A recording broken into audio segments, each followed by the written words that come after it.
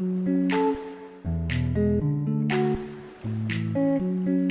est spécialisé donc, dans tout ce qui est dépollution de sites industriels, donc anciens et en activité, et également pour tout ce qui va être accompagnement de chantiers, notamment des chantiers de construction avec des problématiques donc, de pollution, que ce soit de sol ou de nappe. Donc, tout d'abord, il y a la gestion des déblais, donc gestion des déblais notamment quelque chose qui s'est développé suite au Grand Paris. Donc avec en fait, on développe une technique qui va nous permettre de caractériser rapidement des sols sur site. Parallèlement à ça, donc, on offre également des services dans tout ce qui va être gestion de ces déchets. La caractérisation rapide sur site, on la propose parce qu'elle va apporter, on va dire, des gains économiques, puisqu'on a sur site un laboratoire qui permet d'avoir une analyse directement. Donc ça permet d'avoir un flux permanent de camions. Ça permet également de gérer plus facilement sa logistique. Donc en fait, tous ces gains-là, ils vont vraiment être dans la vie au quotidien du chantier, avec un apport vraiment de sérénité sur la gestion des déblais.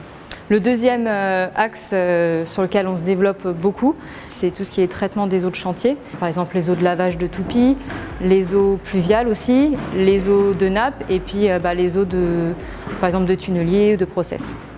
Donc tous ces types d'eau vont avoir des caractéristiques différentes. Suivant où elles vont être rejetées, elles vont nécessiter des traitements. Quand on va traiter des eaux, dès qu'on va avoir de toute façon un pompage d'eau, il va falloir rejeter à un endroit. Donc ce sera soit un rejet milieu naturel ou alors un rejet au réseau. Il y a des seuils de rejet qui sont imposés. Pourquoi il faut respecter ces seuils? Tout simplement, ça fait partie du code de l'environnement. Et puis ensuite, le troisième point qui s'est développé notamment sur les chantiers de construction, c'est que dès qu'on va avoir de la pollution, qu'on va terrasser, on peut également avoir dans certains cas, on a des polluants organiques, des dégazages. Et du coup, nous, on va apporter notre expertise sur tout ce qui est gestion de ces gaz pour la protection de nos travailleurs. Donc là, on va installer des grandes structures métalliques autour de la fouille, ce qui permet également de protéger les riverains puisqu'il n'y a aucune nuisance qui va aller vers l'extérieur.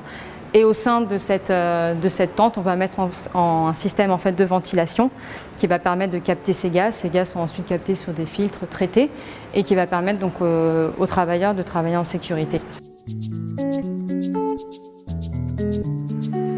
On sait que le gros sujet des zones urbaines, c'est vraiment ce manque de place sur site. Donc on essaie de développer plutôt des stations qui seront en hauteur. Déjà pour tout ce qui va être traitement des eaux, on se pose quand même des questions. On a des installations actuellement qui nous permettent de traiter, mais on sait que l'eau c'est quand même une denrée rare. Et le fait de la pomper, de la rejeter sans en avoir aucune utilité, c'est déjà pour nous quelque chose qu'on essaye maintenant de réfléchir, c'est de comment on peut réemployer ces eaux. C'est déjà un premier point. On essaye un peu d'avancer là-dessus avec les chantiers. Bon, chez Vinci, on ne connaît pas forcément bien toutes nos filiales.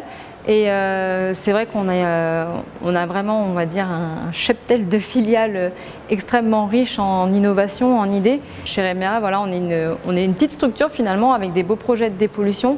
Et je pense que Vinci, on devrait plus travailler ensemble, plus avoir de cohésion en interne.